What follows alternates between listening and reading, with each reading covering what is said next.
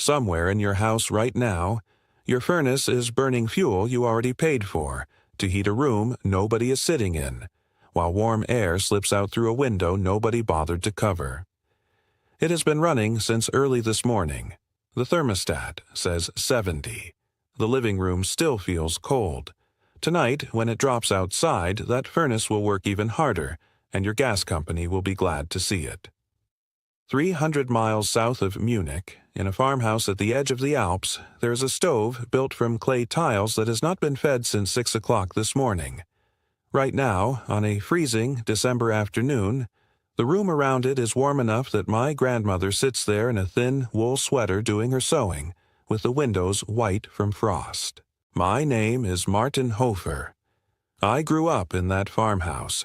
My Opa built half of it with his own hands, and his father built the other half before him, the way it had always been done in our village. I have spent more winters in that house than I can count, and I have never once seen a heating bill come through that door. Today, I want to show you exactly how that house stays warm, room by room, the same way it has for generations, long before the gas company or the oil truck ever existed. And I want to tell you the part that should bother you a little, which is that none of this is a secret. It was simply set aside, quietly, by people who profit every time your house loses its heat. Stay with me, because by the end of this, you will understand your own house better than the man who built it. Here's the first thing you have to understand. Heating a house is not really about how much heat you can make. It is about how much heat you can keep. Your furnace makes plenty of heat. The trouble is that almost everything about a modern house lets that heat go right back out, through thin walls, bare glass, rooms heated the same as the rooms you live in, and a chimney pulling warm air out even when no fire is burning. Old village houses never had a furnace big enough to fight that kind of loss, so we had no choice but to build a house that held on to the heat we made. We did not have enough wood, coal, or spare money to waste any of it. Every part of an old farmhouse, the stove, the room around it, even the animals in the barn below, was built around one idea. Make a small amount of heat, lose almost none of it. The heart of that idea sits in the corner of my grandmother's living room. We call it the Kachelofen, the tiled stove. It looks more like furniture than a heater, a tall block covered in glazed ceramic tiles, sometimes green, sometimes painted with flowers, standing nearly to the ceiling. This kind of stove has been built in German and Austrian villages for at least 600 years, and some of the oldest ones still standing are still being fired every winter. Here is why it works so well. Inside that block of tile, the smoke does not shoot straight up a chimney the way it does in an ordinary fireplace. It travels through a long, winding channel built into the masonry, turning back on itself again and again before it leaves through the chimney.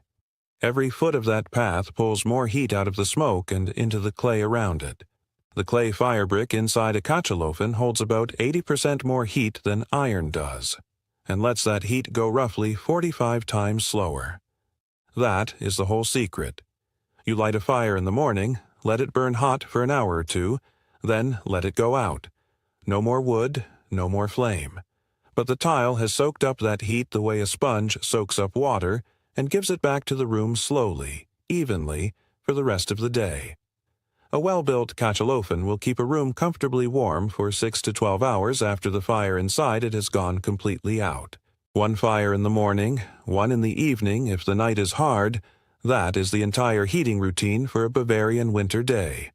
No fuel running constantly, no thermostat clicking on and off every 20 minutes. 2 fires and a block of warm tile doing the rest of the work quietly, with no flame burning most of the day. Now here is a detail almost nobody outside our villages knows. You never actually see the fire of a Kachelofen from inside the room it heats. The firebox door does not open into the living room at all. It opens into the kitchen or the hallway right beside it. Whoever tends the fire stands outside the room being warmed, so the living room never has smoke in it, never has ash in it, never has an open flame sitting where the family eats and talks in the evening. That single choice does 2 things at once. It keeps the room clean and safe with children running around it, and it means one fire, fed from the kitchen, warms both rooms on either side of that wall at the same time. One fire, 2 rooms. No second stove, no second bill. We never tried to heat the whole house. Walk through an old farmhouse like ours in January, and you will notice something strange if you grew up with central heating. The living room, what we call the Stube, is warm enough to sit in your shirt sleeves. Step into the bedroom right next door, and you can see your own breath. That is not a flaw in the house. That is the design. The bedrooms were never meant to be heated. You do not need a warm room to sleep well. You need a warm bed. Every bedroom had thick feather quilts, stuffed full of goose down, piled deep across the bed. You climb into a cold room, but under that down you are warmer than anyone sleeping in a heated bedroom in a modern house, because your own body heat gets trapped close around you instead of spreading into a room the size of a barn. My grandmother still does this every night of the winter in a bedroom with no heat source at all, and she has never once complained of being cold in bed. The doors between rooms stayed shut, always. Every closed door is heat you are not paying to lose into a room you are not even standing in. Heat the room you are living in right now, and warm yourself with what is on the bed, not what is hanging in the air. Here is a piece of this that sounds strange to modern ears, but it mattered more than almost anything else. In the older farmhouses of the Black Forest and the Alps, the barn was never a separate building standing off in a field. It was built directly underneath the living quarters, or right alongside them, under the very same roof. The body heat, coming off the cows and other animals in that stable, was strong enough to noticeably warm the rooms built directly above and beside it, and farming families counted on that warmth to cut down on how much firewood they had to cut, split, and haul every winter. A cow gives off a surprising amount of heat, day and night, without you feeding it any extra fuel beyond the hay it would eat anyway. Put enough animals under one roof, right below where the family lives, and that warmth becomes part of the heating system for the whole house, for free. This was not clever for its own sake. Wood was hard to come by, and coal cost real money.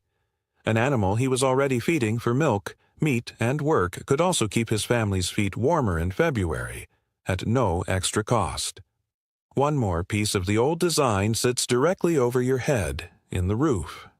On the old farmhouses, the entire attic space above the living rooms was packed full of stored hay and grain, and that thick layer sat right above the family's bedrooms, acting as a blanket of insulation that kept heat from rising and leaking out through the roof.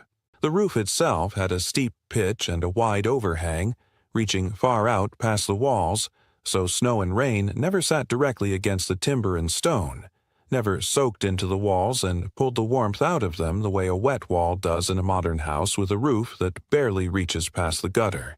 So think about what you actually have, stacked from the ground to the roof, in one of these old houses.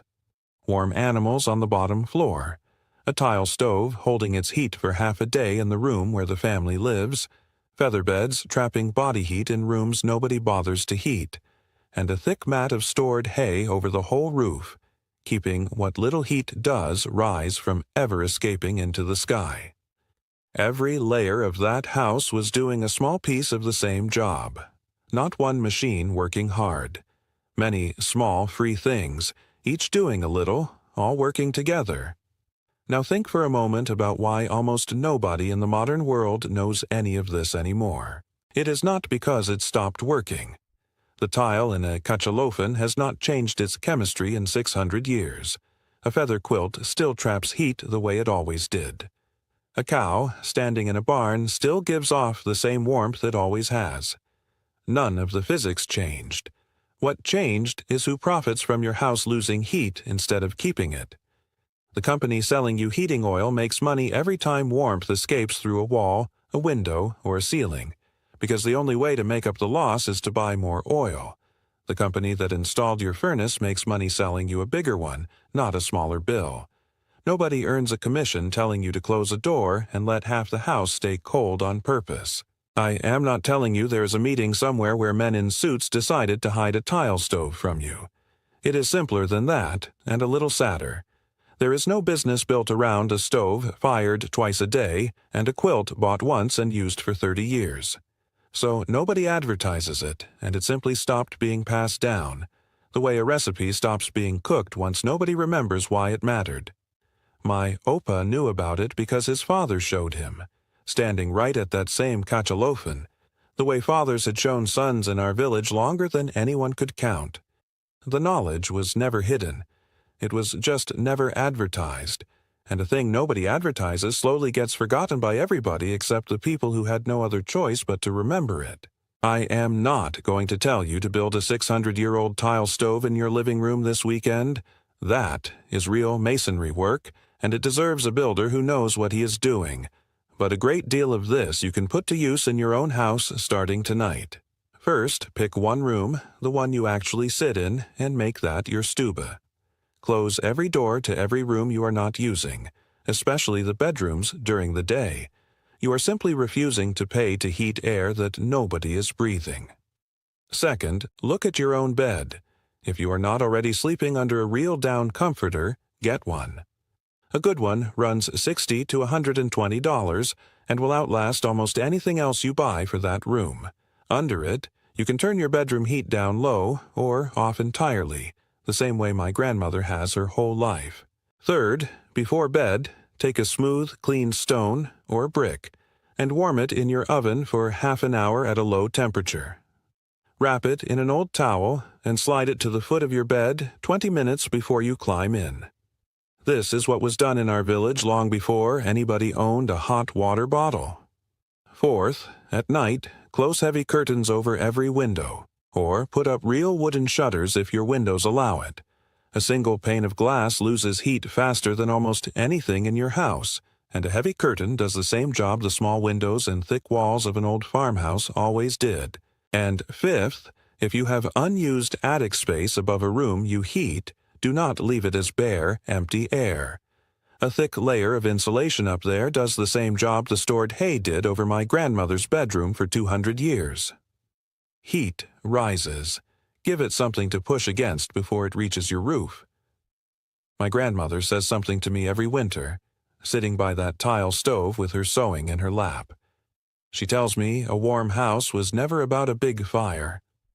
It was about a house and the people inside it that knew how to hold on to the little warmth they were given, and never wasted it heating a room they did not need to be in. I think about that every time somebody complains about a $400 heating bill in January. The fire was never the problem.